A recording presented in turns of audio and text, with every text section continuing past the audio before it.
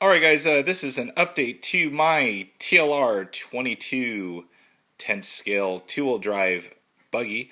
Wanted to give you guys an update on how it did at the clay track that I went to last Thursday. You know what, I had never run a 2-wheel drive vehicle on pretty much any kind of track, and this thing really impressed me.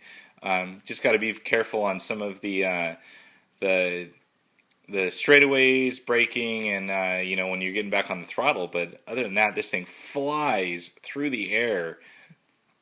One of the smoothest driving vehicles I've ever driven. So definitely impressed by the 10th scale buggy class, and went to one of my local shops and picked up a few more little tuning items that I want to add to it. This thing is already pretty much dialed, but want to just add a couple things to give it a little bit more edge, so to speak, on the track. And here's a couple things that I'm going to show you. The first thing is the TLR. Really definitely trying to stick with Team Losi Racing on most of the parts, but these are the offset wider hex nuts for the rear. So 1.5 millimeter additional width. So that should just give a wider stance and keep it definitely more planted in the turns and all that good stuff. Next thing is the hinge pins for the outer. These are the ones that have the lock nuts on either side, so I don't have to deal with the pain in the ass E-clips anymore, which are right in here, if I can focus, and I cannot. There we go.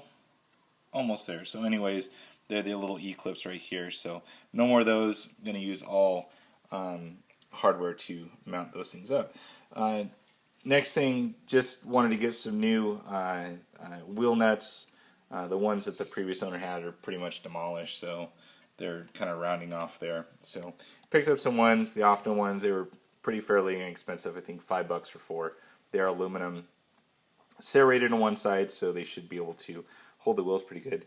And then I am running a 20-tooth Robinson Racing pinion. This is a 22-tooth. Wanted to up it up just a little bit, get a little bit more speed on the straightaways.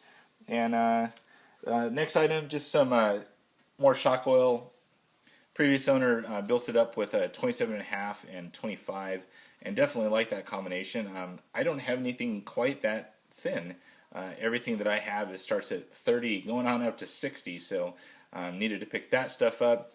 And I ended up picking up another set of dirt hogs for the rear. I am running pretty much barcodes on the track, and for the street and testing and asphalt and maybe some of the harder dirt stuff, I'm running these nice little dirt hogs. Dirt hog 3s on the front and dirt hog 1s on the rear.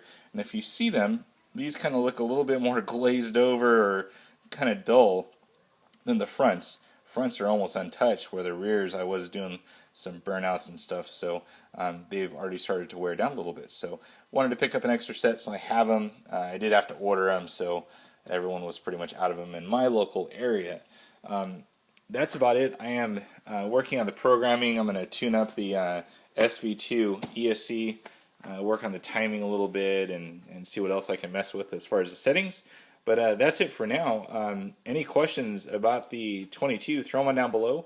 If you like my video, subscribe, and as always, I appreciate all comments, good or bad. Please, if you have any questions, throw them on down below. Over now.